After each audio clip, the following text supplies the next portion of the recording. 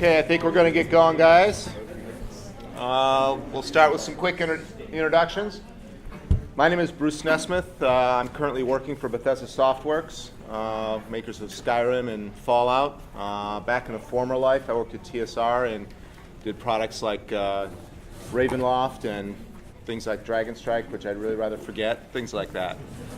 The board? I told you I wanted to forget them. I've got 3 copies, dude. Have you watched the videotape? I had so many times. That's why I had to get multiple copies. So awful. At any rate, I'm not going to distract the panel here. Please, go on. My name is Oscar Rios. I'm president of Golden Goblin Press. We are a licensee of Chaosium. I've been writing for the Call of Cthulhu game line for about 15 years now. And we are in the process of relaunching Cthulhu Invictus, which is Call of Cthulhu set in ancient Rome. I'm Keith Baker. I'm mainly known for creating the Eberron campaign setting for Dungeons & Dragons. Currently, through my own company, Together Studios, I've also recently released Phoenix Dawn Command, which is a card-based role-playing game. I'm Jay Little. I started out writing a bunch of modules when 3rd edition D&D came out. I've heard of that. Yeah, a little bit. Brokered that into working with Fantasy Flight Games to design Warhammer Fantasy Roleplay 3rd edition, and that moved into the Star Wars roleplay. So we kind of talked about trying to get a handle on what people in general would like to talk about. So we're going to start off with questions, but if the question seems like it's a broad topic, we'll kind of ask you if it's something everybody's interested in and see how that goes. Okay. Oh, we have a moderator. Look at that. Sort of. Everybody give Erica a applause.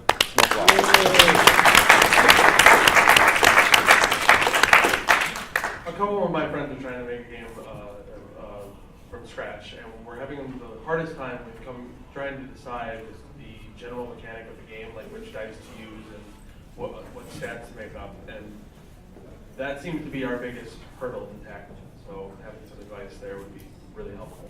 Is this something a lot of you are interested in? Yeah. Show of hands. Wow. Okay. How many of you in general are designing your own game right now? In some fashion. Okay, that helps too. Now, you did a Game Design 101 seminar just a minute ago. You want to lead off? That was largely for board games. But so mechanics are interesting because I think a lot of it is also tied into the theme that you want to recreate. And some mechanics lend themselves better to certain themes or genres. For example, I think the best combination of mechanic and genre for me is the TSR system, the Saga system for their Marvel superhero game back in the, late 90s or so. Yeah. But it was card-based, it was very quick, it was very fast-playing, and to me, it fit for comics. If you want a game that is going to be light and quick to resolve, but you have very, very crunchy or detail-oriented, math-oriented mechanics, I don't think that's going to fit as well. But if you've got, for example, a high-tech sci-fi setting where the data and the detail is important, it might. So I think one of the things is taking a close look at your genre and the type of game you want to play, figure that out first, and then find mechanics, maybe in games that you think deliver a similar feel, and take a look at what they've done. Do they have a lot of attributes or just a few? Do they have a skill system or something else? And use games that you like as a model to work with. That's probably where I would start. My thing I'd have to say is, in designing a new system, the first question I have is why? What is it? There's so many game systems out there. What is it that your system is going to do that can't already be done? Just purely in the sense of how are you drawing people away from Pathfinder, from Warhammer, and so for me in particular, I actually originally just started creating a new setting. And with Phoenix, it was we introduced this concept that death was how your character grew stronger. And once we settled on that, we said, well, wait a second. Now we want the players to have more narrative control. We don't want it to be something where you die because of a saving throw. And we all built it around that. But we had this is the goal. This is the thing we're showcasing. This is the thing that no other system has been designed around. And so the big thing to me is what is it your game is doing that is so different that there isn't a system that does it fine already? And then what is it that you're highlighting about that? How is that the focus? My comment would be to mirror a lot of what you were saying before. I would find out what the rhythm and the pacing of your game is, how the game is being played, what the rhythm and the tone of the table is. Find a system that most closely matches that. I'm not a system designer. I'm a game writer and more of a universe creator. So I want to find a system that's not going to get in the way of the story I'm telling or the way the players are playing through that story. And if the system isn't a perfect fit, if there's one or two things you need to have happen that's not in that system, homebrew some optional rules and tack them on to a perfectly well-working system. I am a systems designer by trade, and I'm a mathematician by education, and I agree completely with what you guys just said. Something that new game designers often get lost in is the mechanics of the game system. The game system sort of fills your mind, and you get all excited about it. And really, the best game systems become invisible to the players who are using them. They don't become something that they're really sit front and center. If you think about the best game sessions you ever had, the systems weren't what made you excited by and large. What was exciting were the people you were playing with, the thing that was happening, and probably the setting. So when you're inventing new systems, go for simple. Don't overdo it. And do not be afraid to cut to the bone things that you do not need, because it's so easy to overdo it. It's really easy to overdo it. I guess to that point too then is, if you're ever torn between two options, err on the side of whichever one is simpler and less. Absolutely. Because you can always add, but I found that it's harder to remove, because then you get attached to things and you're like, I can't cut that. Well, I can't cut that. But And don't try and simulate your reality. A lot of RPGs. Reality's boring. Yes, reality is boring. But a lot of role-playing games, early AD&D sessions, early AD&D rules did this, tried to simulate everything that could possibly happen. Screw that. You don't need that. What's exciting? Those are the things that you need rules for. Let the game masters make up die rolls for a lot of the other stuff, because that's the stuff that gets in the way. That's the clutter. That's the fumbling through the rule book when you could be playing a game and having fun.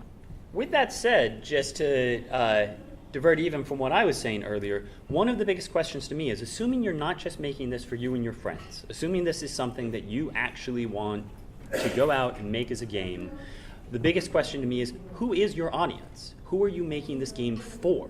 Because we're all talking about making things simpler, which is definitely the way I prefer.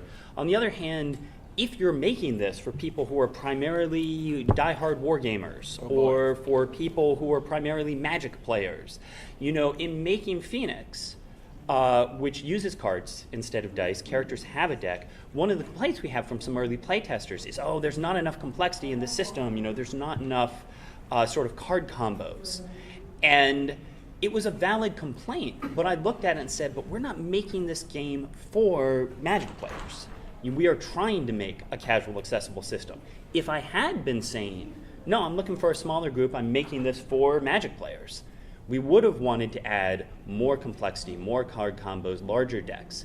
So I'm saying it is basically a question of, what I like best about role-playing is collaborative storytelling. So I want rules out of the way. But, you know, the most important thing is to understand who's your audience, what do they want, and how is the system giving it to them. That's a great point, and one of the things that you may want to consider, I do this with board games, is what other games does this person play? I teach video game design too, and it's the same thing. There are so many first-person shooters or platformers. Well, what other games are they playing? So if you're trying to design a role-playing game, okay, people rarely ever play one game and that's it, ever.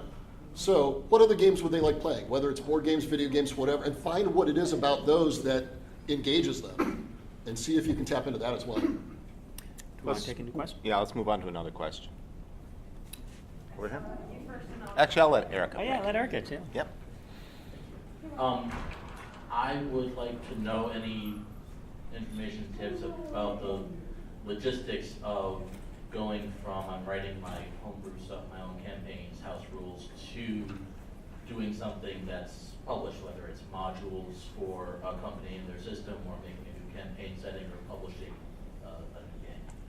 That is definitely not my wheelhouse. I got that. Jump in. All right. Pay your dues. The way I got started in the industry, I was part of something called the Chaosium Missionary Program. Chaosium was looking for GMs to run at conventions.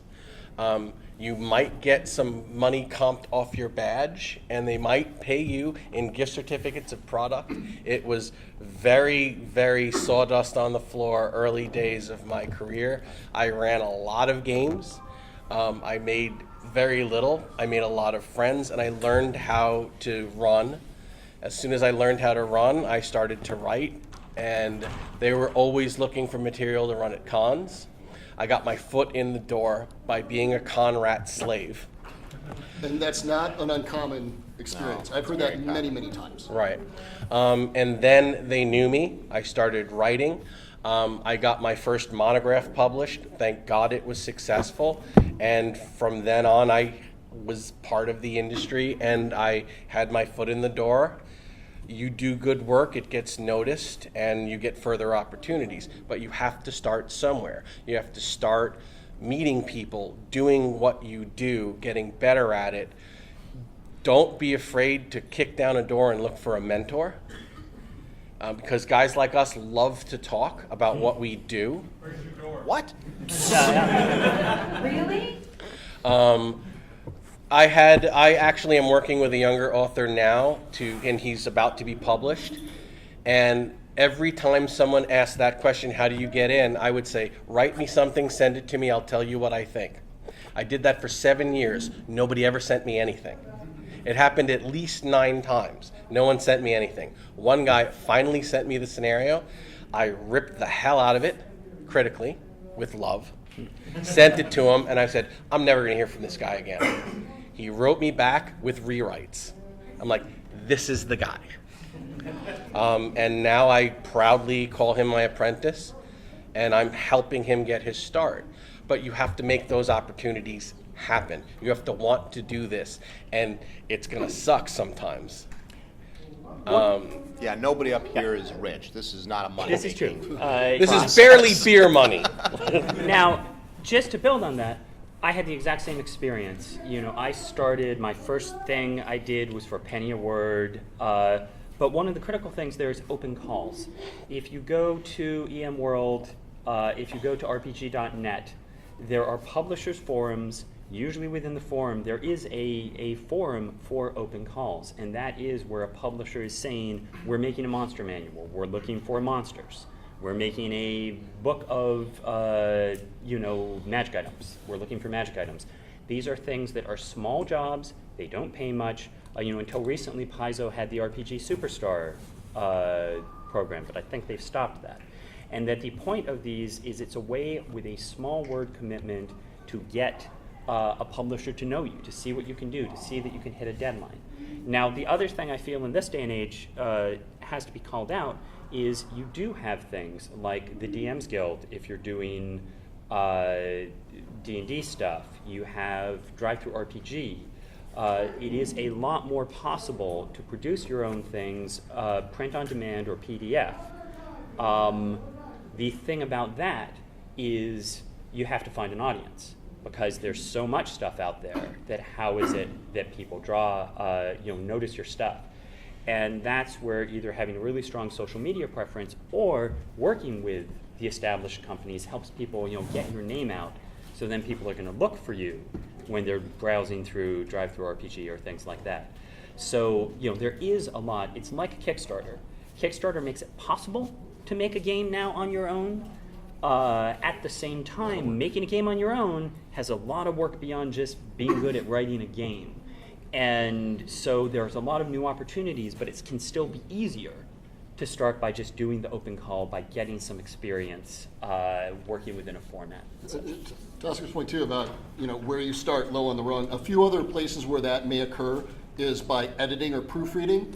When you're talking about these enormous manuscripts, 400-page books, for example, they need help. People need work edited, and that might only be for a penny a word or so, but it lets you do something, hopefully establish a relationship with somebody at the company, and if you do a good job, it is a small, big industry, or a very big, small industry. People know each other. Reputations get around.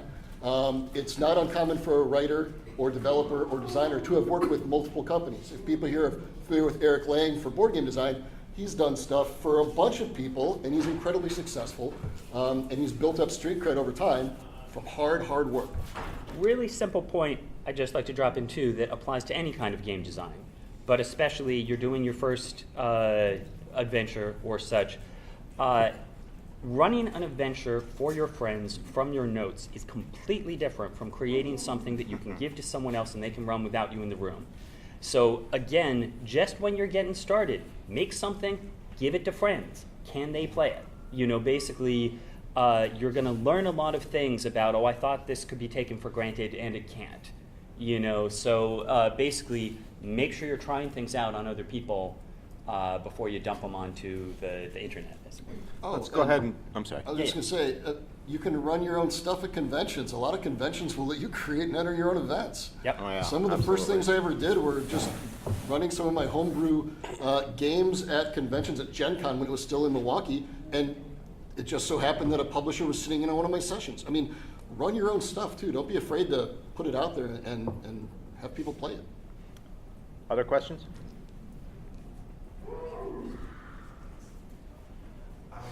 So, one of the things that fascinates me the most about just game design, whether it be tabletop video game, is balancing. What goes into balancing mechanics, making sure that, you know, one thing, like one method of playing the game isn't superior to like all the other ways to enjoy it? How do you make sure that it doesn't get in the way of your story? Like, it's just a very fascinating process and a hurdle to get over. I'd just like to know your thoughts. Mathematician. I'll take the first stab at this. My colleagues to my left here have an enormous advantage here. There's a human being running their games. And that human being can look at the rules and say, that's crap, and fix it on the fly. Video games cannot do that. Yeah. And I am actually in charge of the balance stuff. So I did the balancing on Skyrim. Don't hate me. And on Oblivion, and on Fallout 3, and on Fallout 4. I was in charge of balance on all of those. And it is really, really difficult, particularly for the kind of games we make because they're open world and highly flexible characters. But you have to have a sense of the math for the video game side, probably not so much for the board game or the role-playing game side. And I spend my day embedded in a spreadsheet. I'm in that spreadsheet 50% of my day every day, working at things, looking at stuff, making predictions, running through formulas, running through scenarios. And at the end of the day, those are all just my best first guess. I have to hop in the game and see where I went wrong. And God knows I go wrong a lot. So it has to be feet on the ground. Your theoretical models, you have to be able, and this is a theme I'm going to hit many times here, by the way. You have to be able to throw your own work out and put new stuff in place. You can't fall in love with your system. And so you have to be able to be willing to make hard adjustments to it. Okay, my comment on balancing. I write for Call of Cthulhu. Balancing, what's that? Our players, by the audience, they expect it to be unfair, bleak, desperate. And if they all die, they've got a great story. And if they do succeed, if they're not beat to hell and half insane, they kind of feel disappointed. So I'm not interested in balance. I'm interested in entertainment. As long as everyone has a good time at the table, that's my balance. The time to enjoyment ratio, not the fairness of the game. To me, that comes right back to the point earlier about what's the audience, what's the experience. Because I have the exact same experience with Phoenix, where the point is this is a game that is about heroic sacrifice. If we are not almost killing you and we don't make you feel like, oh, we just barely accomplished that because you gave your life to do it, then the game doesn't work. So it's sort of a flip side of the balance has to be, I have to make sure we're pushing you right to the edge. With that said, that is still balance of a sort. And it is still, our card combination is going to come out that, oh, well, this actually, didn't think of that, and that's going to make, break the game. Comes all the way back to, again, model things as best you can in things like spreadsheets. How many different variations can you make? But also, especially on a small scale, if this is something you're doing yourself, playtest as often as possible, and in particular, have other people playtest it. Because the point is, how it's supposed to work. However well you try, you're going to be blinded by this is how people are supposed to play the game. You need to give it to other people so you discover they put the 2 feats together, that why would anyone do that, and it breaks things, or they combined these 2 classes, or they did this whatever. And so it's very important, again, to have people using your stuff without you even in the room. Because if you're in the room, you're going to want to jump in and be like, oh, no, you're supposed to be doing this. You need to see what people are doing, and they may do things that you just didn't think about. I used to be a lot more concerned with balance than I am now. While I do track a lot of things in spreadsheets and I try to have math as much as possible bear out some of the things I'm trying to do, I also try to hide that from the players. So I stopped using things like meters to measure distance and you're close or you're medium. The Star Wars roleplay system and the new Genesis system, there's no number on any of the dice, right? It's all colors and icons. There's a hell of a lot of math behind it, but balance is less important if people aren't trying to calculate it and take advantage of it. So I think balance-wise, you take your best guess, because ultimately, it's my feeling that no matter how much you play test, because Rule Zero, because people will adjust things on the fly, they will never play out the way you want. And it's not as important because once it's released to the general public, the sample size of results you're getting is so much larger than you could ever generate yourself, that if there's something that can be abused, they will find it and they will abuse it. So you do your best, you try to get that center of the bell curve. The outliers are going to happen, but take your best guess. I like the math. I like to rely on my spreadsheets. It gives me confidence, but I don't want the players to see that. I just have to add between all of this, a recent experience I had, again with Phoenix, was I was talking to a group of kids who were playing it. And they basically had put together a ridiculous combo that let them do ridiculous things. And I was talking to the guy about it. He's like, oh, we're doing this thing, and we can kill anything. We've got the Death Star. And I had him describe it, and I could see, okay, well, here's the rule you're not quite seeing that's supposed to actually stop that from happening. But I was also like, but are you guys having fun? And they're like, yes, it's awesome. We can blow anything up. And I was just sort of like, okay, you do what you're doing. There wasn't really a reason for me to try and slam a rules hammer down on this thing because they were having fun with it. And so part of the question is, does the problem break the game, or are people still enjoying the experience? Does that answer your question? Yeah, absolutely. Okay. I'm really interested in character classes and the development of character classes or races and how that impacts classes, but specifically the classes, because I'm having, with what I'm doing, I'm having a difficult time balancing the classes, but I know what I want it to be, and it's more like people find one class much more boring than the others, but I don't know how to fix things like that or how to make them all equally enjoyable to play while still being equally viable characters, I guess. Mm-hmm.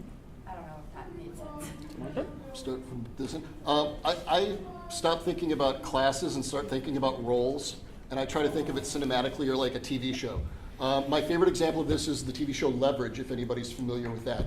The start of the show, it basically introduces the characters by saying it's the hitter, it's the grifter, it's the thief, it's the mastermind. I'm like, I have everything I need to know to be able to play this game no matter what the system is, right? It outlines them by archetype and what they do. And then the show bears that out by giving each of them something to do. So I don't think it's just based on mechanics. I think it's based on the roles that you give them and making sure that in the supplementing information, the GM section on how to tell a story or how to create a campaign, that you provide opportunities to make it clear that each of these are viable, or that all these skills are important and can be used dramatically, that not everything has to be a combat, duke it out, right? That there are different ways to do it. That's how I'd approach it.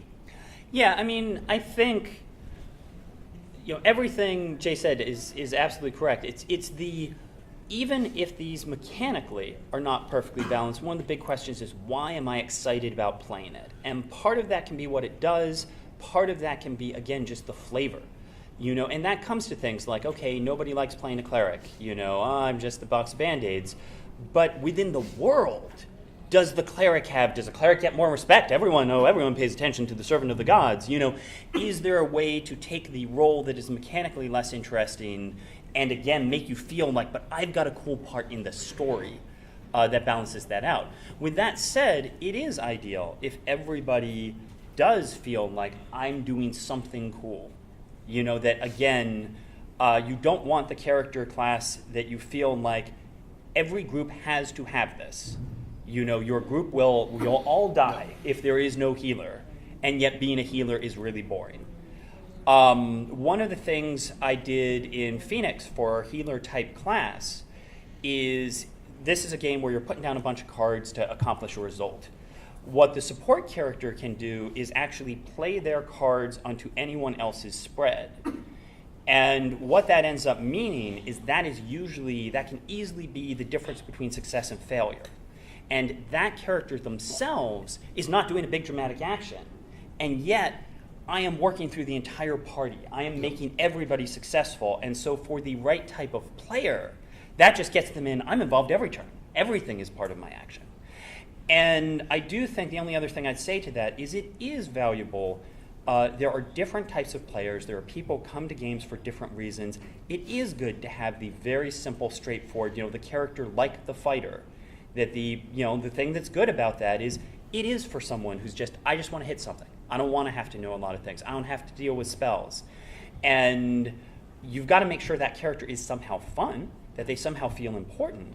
But you don't want, if all the characters have an equal level of complexity, then the problem is, if your players are someone looking for something really complicated and someone looking for something really easy, they have nothing to work with.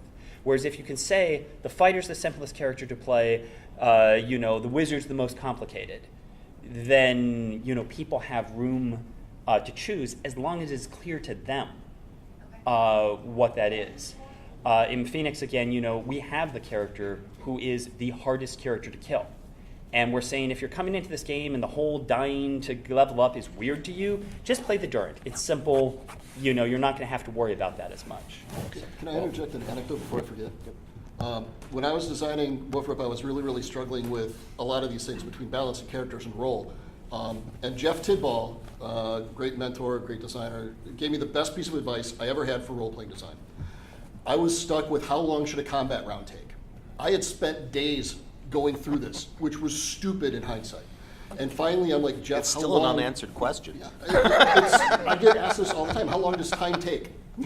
But I'm like, Jeff, how long is a combat round? How do I do this? And he's like, a combat round is exactly as long as it takes for everybody to do something cool. And it blew me away, and it has influenced everything. So whether it's a role or a skill or a characteristic, I go back to that when I'm designing all the time and go, does this allow somebody to do something cool? So thanks for letting me get that in.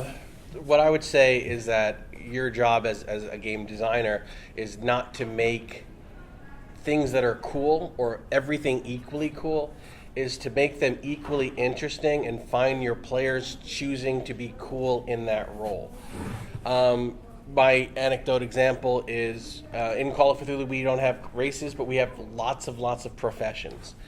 I come to a con with a big stack of pre-gens with lots of different professions, and I think these are going to be really popular. These not so much. People may play these as a goof. The most popular 1920s character we run is a hobo named Walt Mashed Potatoes Johnson. There are cops, there are nurses, doctors, scholars, librarians. People hear hobo? Oh, I'm totally potatoes. Hobo. I have a stack of 18 pre-generated characters for the Roman Empire. You know who our most popular chosen character is? Narbo, the club-footed slave. He's got a crap dex and a lot of really cool, interesting skills, and he's a slave. I've got one guy who's been playing him for 7 years. He follows me to 3 different cons. He's actually pretty powerful right now. But I would have never thought that those 2 characters would have been our standout, blow-away hits. It's not up to you. Make interesting choices for your audience and let them choose how they want to be cool. I agree with everything that you guys said. if you're going to be looking at character classes and races, a player's choice for something like that is very personal. It has to speak to them and the kinds of things they want to do in the game. And you're going to have a hard time coming up with that. So enlist them to help you is one thing. But I would also say mechanically, look at each class or each race and decide what can it do that the others can't. Not necessarily all the others, but at least some of the others. And even more importantly, what can it not do that other people can? And that's what's going to kind of define, from a mechanics point of view, the role. Although I'm going to absolutely agree that the social aspect of the role is probably more important than the mechanics part of the role. So, as far as keeping games interesting for players, what in your opinion is a good ratio of lore that you create for your game versus what is presented to the players without much research done by them? The right ratio. Sure. What is a good one? I'll lead off because we don't have to worry as much about it on the video game side. What we tend to do is leave the lore there for you to pick up and decide. And some players, take Skyrim for example, some players will read every single stinking book you leave out. Other players, there you go. Other players will not read a single book. I just checked to see if it raises a skill. Then move on. You know, so we treat the lore as extra, frosting, gravy, whatever metaphor you want to use there. We don't treat it as something core. On the flip side, there's a handful of things that we hold back and we will never reveal. You will never find out what happened to the dwarves. Sorry, just forget it. It ain't happening. Damn it. But That's the subject of erotic fanfic. there you go. I suddenly need to go take a shower. Everything. Erotic fanfic. That's also true. But having some ideas as to what it is informs our decisions. And even though the players don't know the answers to some of these questions, they can feel the presence of an answer behind other things that they do see. And I think what you don't do is every bit as important as what you do with some of these things. And that would include lore. For me, it's easy. My lore is history. I'm writing in the 1920s. I'm writing in the ancient Roman Empire. I'm not a history teacher. I'm here to entertain people. So I hide my lore in bits of bacon, like a dog giving a dog medicine. So I will, like there'll be a moment in a game that something really weird happened, and then I'll say, interesting note, back in the 1920s, it was the dawn of female cosmetics. So this was when, the beauty parlor first came into play, and my players were like, oh, did I learn something? No, we're having fun. And I do that, and I do that all through the game, whether it's Roman Empire, Old West. I immerse myself in that history so I can write and produce and know my universe. My players don't need to do that. They're here to have fun. But I will sneak in the lore by having weird, interesting things happen that immerses them in that universe. And after playing with me for several months, they realize, oh, I've just taken a level 101 history course on the Roman Empire by playing 7 games with you, and I didn't know it. For me, looking to fantasy, there's 2 basic principles I would look to. The first is make something that is easily accessible, even if there's a lot more depth below it. So the point to me here would be to take Game of Thrones. And you can say in Game of Thrones, sure, there's a whole complex history, and there's the Civil War, and there was this and that. However, the world is broken down into, there's 7 families. There's grim, soldier guys. There's sneaky rich guys. You can sort of sum up each of the houses in literally a sentence, and they do it because they've got mottos. And so what I'm saying, if I'm a player just coming in to make a character in this world, you can show me a paragraph that just lists those 7 houses, and I can say, I'm that one. Now, again, as they are playing the game, then they have time. Basically, you don't have to get your players to make their entire backstory on day one. You can build it out. You can say, well, you're part of this house. Then between the next session, say, well, let's talk more about that. Your house has this particular custom. How did that impact you? You know, basically let them dig into the world more once they've got their foot in, instead of requiring them to essentially take a history class just to get started. The other thing in terms of setting design is to have things that are both easy touchstones for players to understand this is how this kind of thing impacts life, and that gives them hooks for characters. So if you look to Eberron, for example, Eberron is, the default starting time is 2 years after a terrible civil war that lasted for decades. So essentially, for any adventuring style character, I can say, hey, we just had 100 years of war 2 years ago. You're a fighter. What did you do in the war? Did you fight for a side, and why aren't you doing it now? Were you a mercenary? Did you object to the war? And just already, even without really knowing any of the details, even without knowing any of the thing, it's easy for a player to say, yeah, I fought, I really cared about my homeland, and then when we lost, I'm bitter about it. It's something that, again, going forward, we can talk more about, well, who exactly were you fighting for? What was your greatest loss? You can work into that.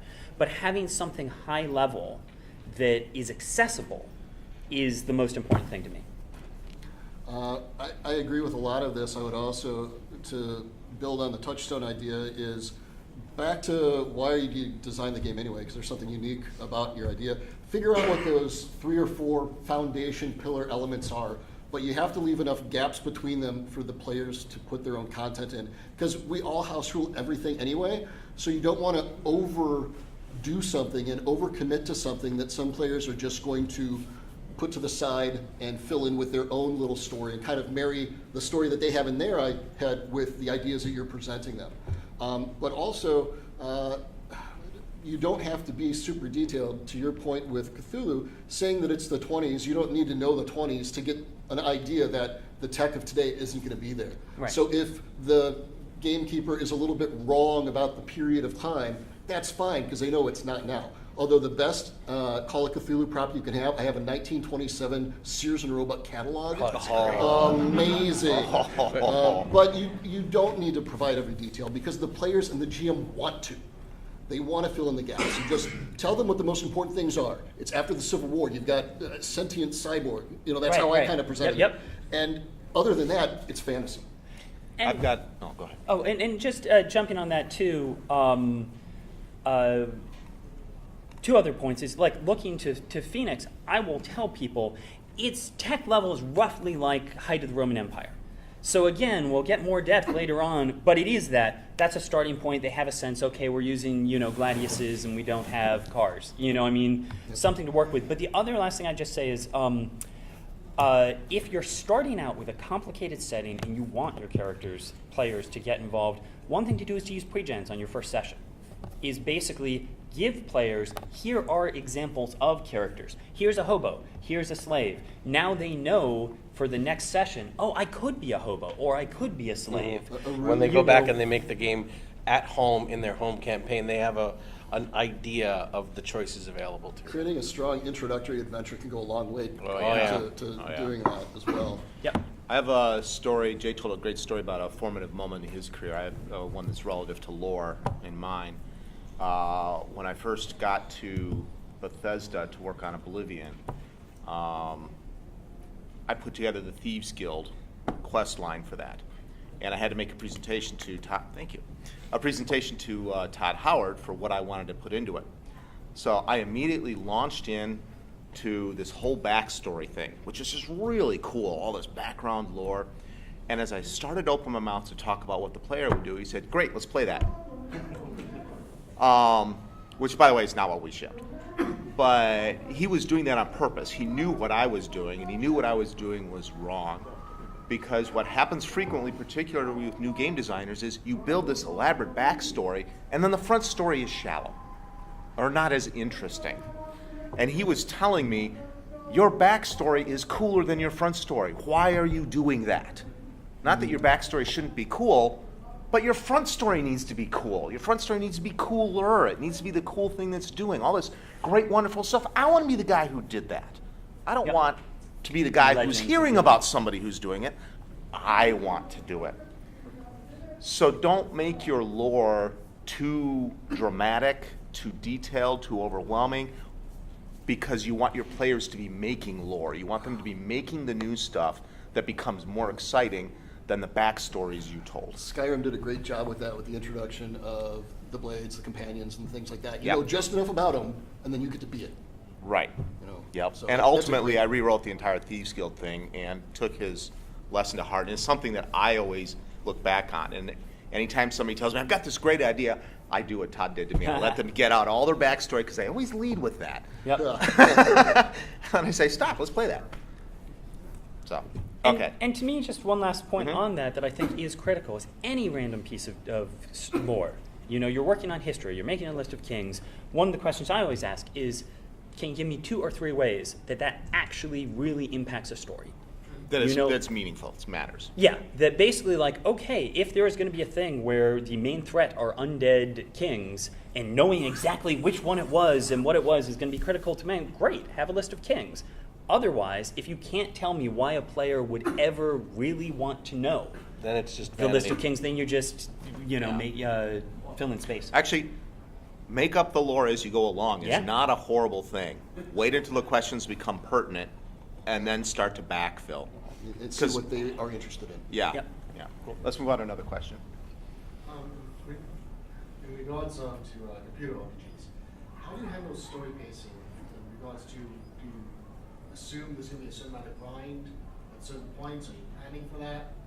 Like, because you don't want to just go straight through too quickly, but you don't want to have so that they're having to go do a whole bunch of levels before they can even go on to the next, part of the story. So how do you kind of balance that? Do you assume that this part of the story, the player's probably just going to grind levels for a while and then move on? So basically, are you asking about balancing character power with the story difficulty? The grind is what I heard. Kind of like that, but how you meet that up with the pace of the story you're telling in the RPG? I try to make it simple, and I follow the analogy that I heard about Dungeons and Dragons and doors. You should never have a locked door that they need to get through to advance the story.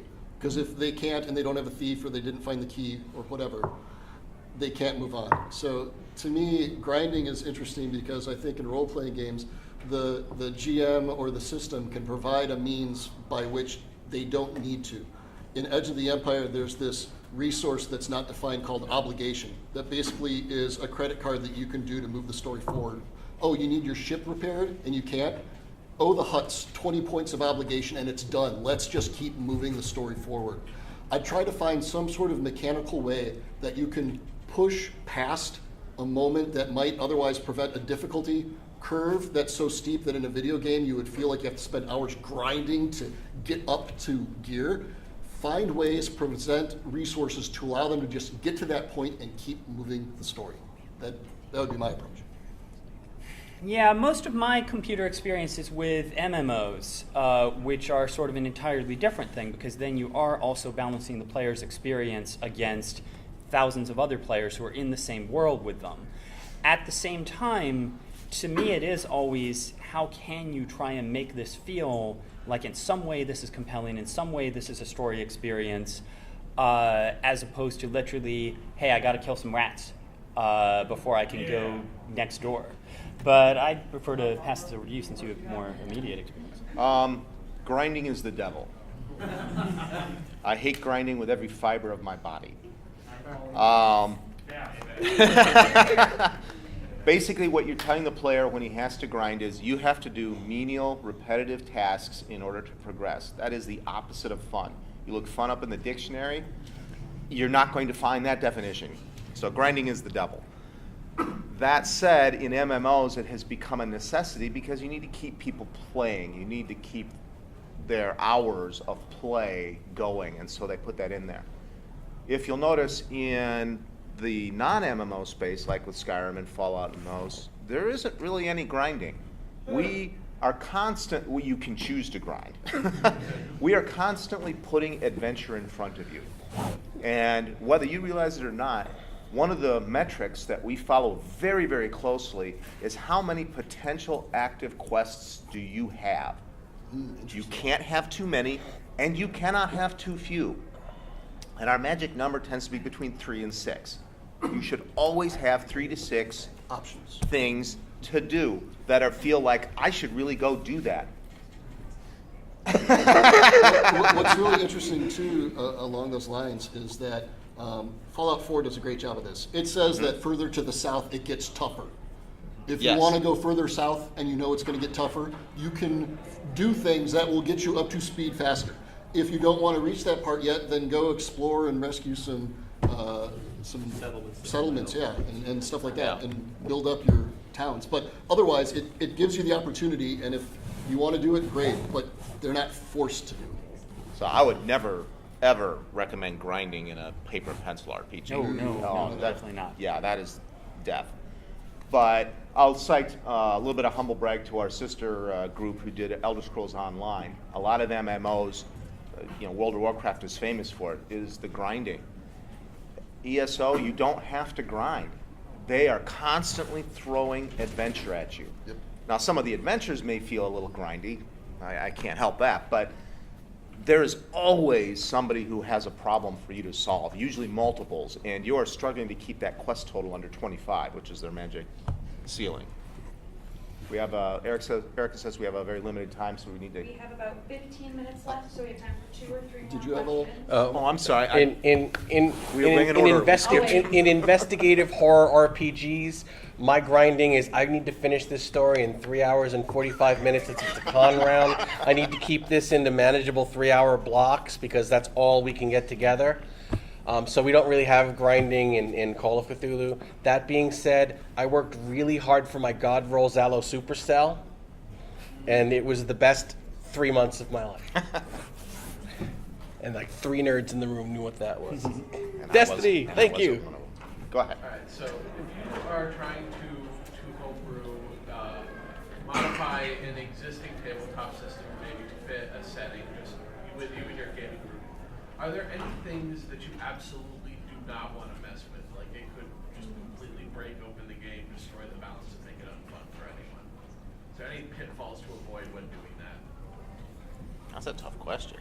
I would think you need to look at what the core of your game is.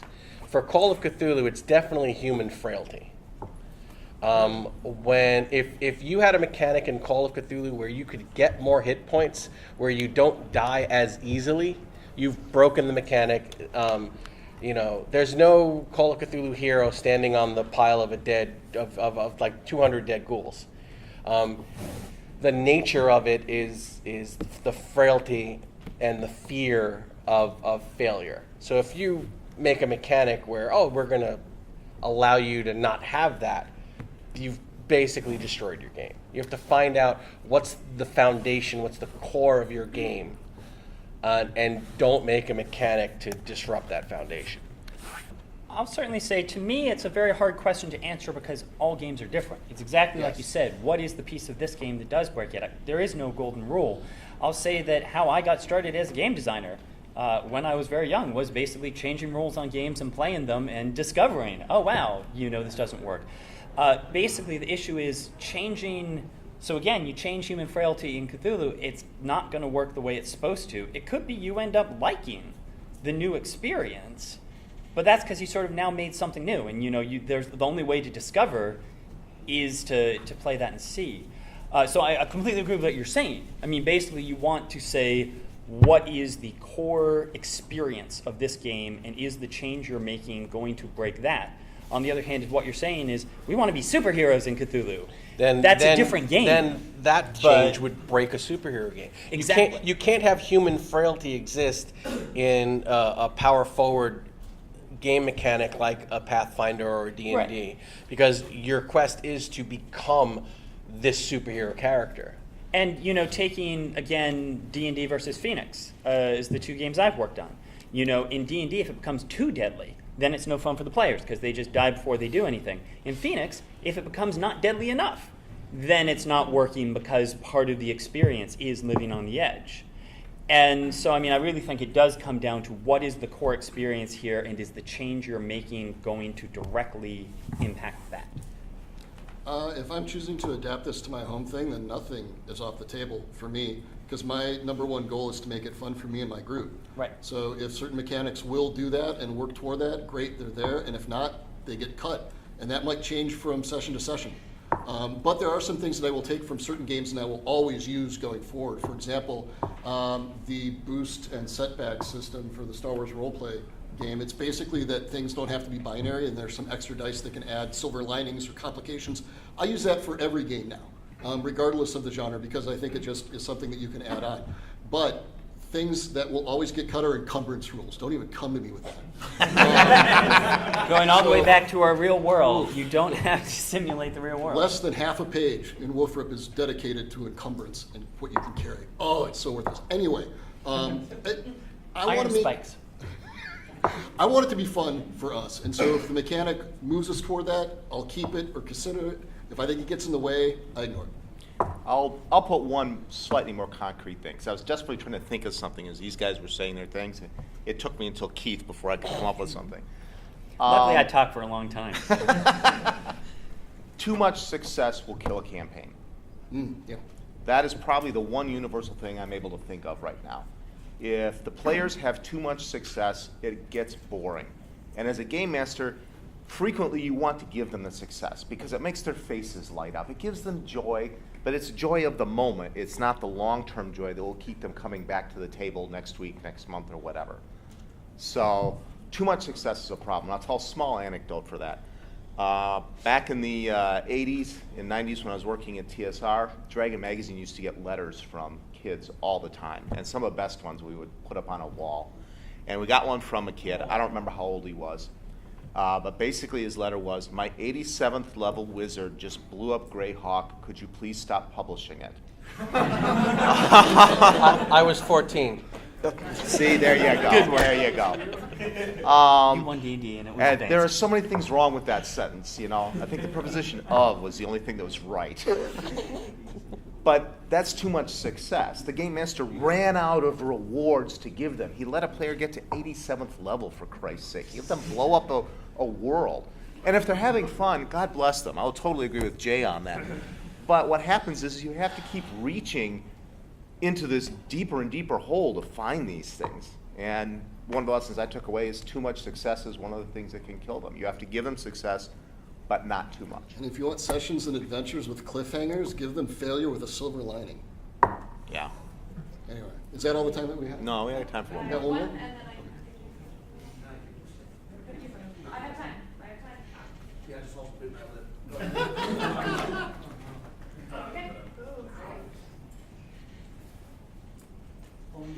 On legality, as far as taking the basis of selecting rule systems, the basic question I have is, most of us take the rules from things that we like, and we hopefully put our own twists on them to make them ours. Where comes a line where we have to basically worry about, like, a big company saying, no, you can't sell your game? So you're talking about intellectual property or licensing? Right, because Um, there's baseline systems that companies obviously feel like, oh, well, this is our dice system, this is our. So that's a really complicated question, and it creates problems for things because games are not copyrightable content, mechanics are not patentable, and mechanics are not an invention or a discovery. So there's this very weird gray area around it. So I always encourage people to ask, and just ask and reach out to them and try to find out. If it's something super mega popular like Star Wars, you probably are out of luck because that's going to be brokered through people at such high levels that are moving vast quantities. But otherwise, reach out and ask because it's such a nebulous area. There's systems out there that are open systems. That's a great I would recommend you start with those. basic BRP. Because while I agree with asking, having worked with lawyers at TSR and lawyers at ZeniMax, which is a parent company for Bethesda, lawyers start with no, and then they go back and listen to your question. Yes. All of us have experienced that, I'm sure. You have to have enough points of difference, because they're right. You can't copyright a system. But if you write a book that has all the same systems and you put the words in a different order, you'll still find yourself on the wrong end of a lawsuit. So be creative.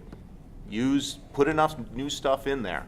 And I'm going to parrot what these guys have said, and I firmly believe, don't get hung up on the system.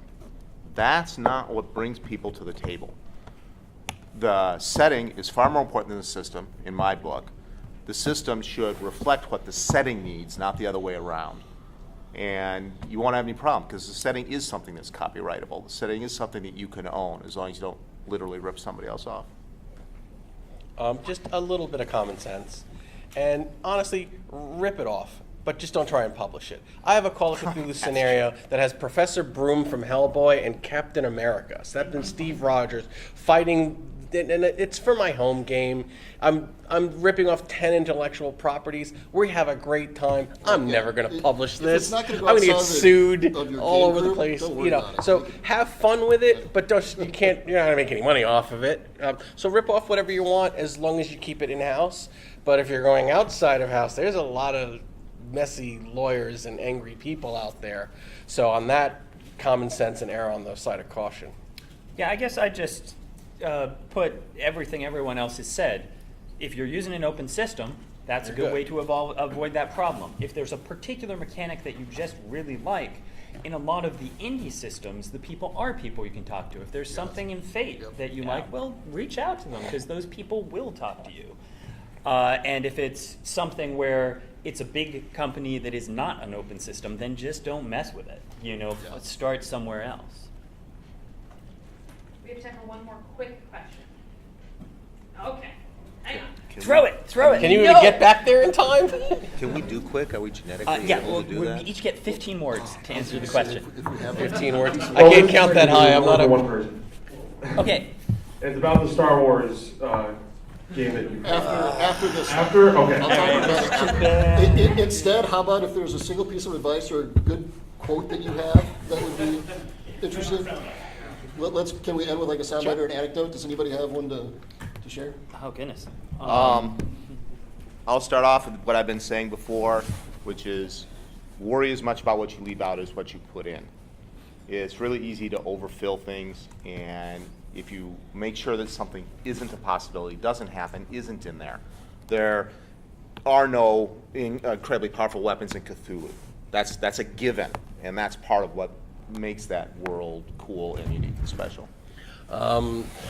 Love what you do, and if you don't love what you do, don't do it. One of my mentors gave me a great piece of advice and said, there's no money in this, so we might as well have a good time. And that has been true, so true. That has saved me more than once. Play with strangers, because they will break your shit, and you'll fix it, and it will be better. And don't get upset if it's broken. It just means you now have the opportunity to make it better. Your players breaking your game is a gift to you, because now you know where it's weak and you can fix it. It's not a bad thing. Embrace it. To me, it comes back to what we're saying at the start is, who are you making this game for, and what is the experience you want them to have? And how is what you're doing helping that happen? Make sure you understand, again, what the people are, what their expectations are, what you want those expectations to be. And how whatever thing you're adding, whether it's lore, whether it's rules, how is that pushing that forward? How is that going to get people that experience you'd like them to have? It was such important advice to me. I'll just go back and reiterate what Jeff Tidball had said, which is, it is as long as expensive as powerful as it needs to be for it to feel cool to people. So as long as people have an opportunity to feel cool in your game, it doesn't mean that they have to dominate a session. It doesn't mean any of that. It just means that if at the end of the night we can tell a story and all of our characters are involved, I think that's a successful session. And if that's built around a mechanic or a system or a genre that you created, then all the better. I think that's a solid basis for success. Well, thank you very much, guys. Thank you. Thank you all. Thank you.